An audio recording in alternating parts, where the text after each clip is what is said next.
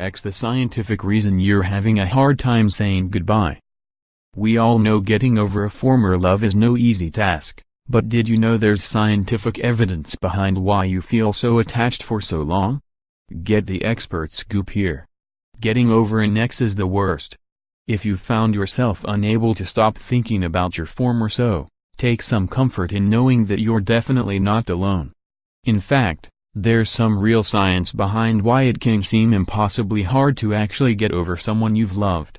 Speaking with Samira Sullivan, a professional relationship coach and CEO of Lasting Connections, we learn exactly what causes those feelings of intense attachment, and how you can eventually move on for good.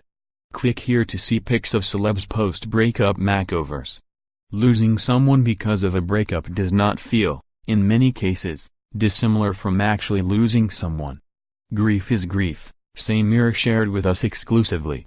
So, if you had a real connection to your ex, it's totally reasonable that you'd continue to mourn the loss for every reason someone might miss someone who has passed away. They were your best friend, they understood you in a way no one else does, they gave you a sense of confidence and security, they made you laugh, they were there for you, you had great chemistry, you regret how you acted with them, etc. Because losing someone in general can be incredibly painful. First and foremost, it's important to recognize that your feelings of sadness are totally normal. However, that doesn't make the breakup hurt any less, which is where science comes into play, believe it or not. Especially if you've been sexually intimate with your former partner, it's presumably going to be a lot harder to get over them in the long run. We all know that in general, women are more emotionally charged than men. So we can probably assume that sex strengthens a bond for the average woman more so than it does for the average man, Samira explained. There is one interesting study that showed high levels of the neurotransmitter dopamine in the brains of love-struck couples. Dopamine, which can also be triggered by drugs like cocaine, triggers desire and reward, producing an intense rush of pleasure. So, yes, there's a reason you're becoming attached.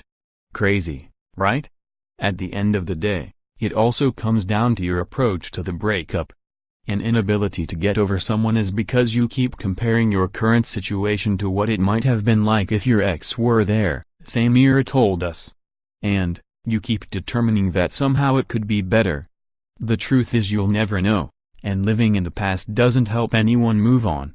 We couldn't agree more, but of course moving on is so much easier said than done. Samira's tips.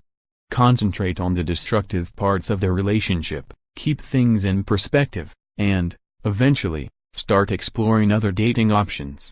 The only surefire way I've seen to get over an ex is to find someone else, that is, undoubtedly better for you, the expert revealed. It is easier to get over someone, or at least to move on from someone, when there was a clear flaw in the person and/or relationship.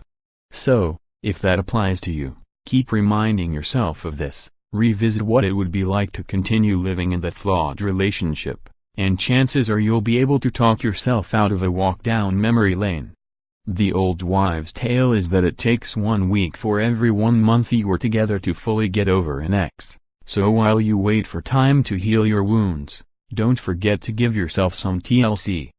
First and foremost, take care of yourself, Samira advises.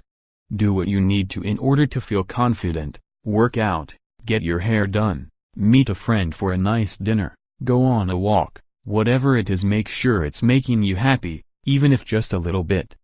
The most important thing is to keep moving forward, even if you're only taking it one day at a time. Getting over an ex can be completely miserable, Samira said. Acknowledge that, reflect on it, talk to your friends about it. And then, be strong. Be productive, and choose to move on for you. You owe that to yourself. Amen. Tell us, Hollywood lifers, what do you think of Samira's advice? Does this help explain a lot?